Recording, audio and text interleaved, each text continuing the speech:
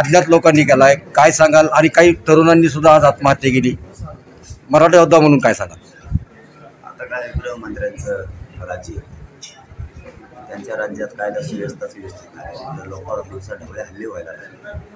गृहमंत्र्याचं बारीक लक्ष पाहिजे, ज्या गोष्टीवर लक्ष नाही पाहिजे त्याच्यावर जास्त लक्ष द्यायचं आणि ज्या गोष्टीवर लक्ष पाहिजे त्याच्यावर कमी, म्हणजे जिथं आवश्यकताच नाही त्यांच्यासाठी त्यांच्या गृहमंत्री पदाचा वापर करायचा आणि जिथं आवश्यकता आहे तिथे मात्र पावर नाही वापरायची.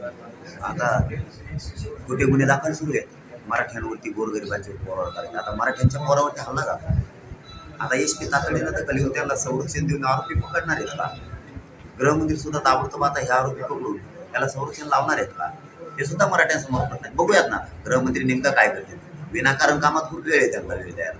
मग आता हे गोरगरिबांच्या लेकरावर हल्ला झाला, दिवसा ढवळ्या जर असे मराठ्यांच्या लोकांवर हल्ले व्हायला लागले आणि फडणवीस साहेब गृहमंत्री असताना, बघूयात आता किती न्याय देते. बाकीकडे तर वेळ आहे त्यांना खोटे गुन्हे दाखल करायला लावायला, SP सांगायला, पिंपळनेरच्या गाड्या धरायला लावायला, महिलांवरती गुन्हे दाखल करायला, कुठं पोराने हलक्या लावल्या, DJ लावले तिथं गुन्हे दाखल करायला वेळ.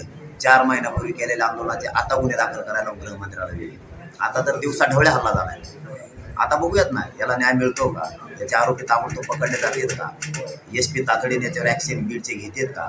गृहमंत्री का SP सांगतील की ॲक्शन घेऊ नको, मराठ्यांच्या लोकांवरती हल्लेच झाले पाहिजे, असं गृहमंत्र्याचं मत आहे की काय? आता उघड पडत ना याला पण संरक्षण लावतात की नाही. आता याच्या जीवाला तर धोका आहे.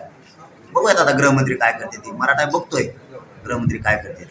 अमोल खन्यांना न्याय मिळतोय की नाही मराठा समाज बघतोय. धन्यवाद.